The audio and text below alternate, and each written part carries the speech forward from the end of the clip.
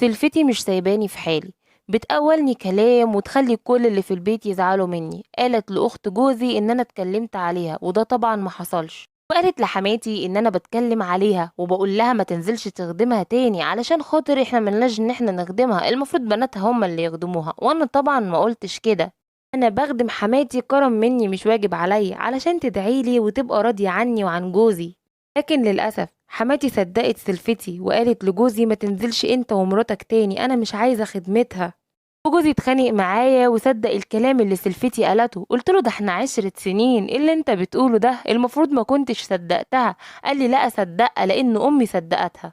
قعدت في البلكونه زعلانه وكنت عماله اعيط، لقيتها بتنادي عليا من فوق. بصت لها وقلت لها عايزه ايه تاني؟ قالت لي هما بيقولوا ان هما مش عايزينك في البيت، يا ريت تلمي هدومك وتمشي. بجد عندها كميه حقد وغل من ناحيتي، مش عارفه انا عملت لها ايه مع اني والله بحبها، يا ريت تقولوا اتصرف معاها ازاي.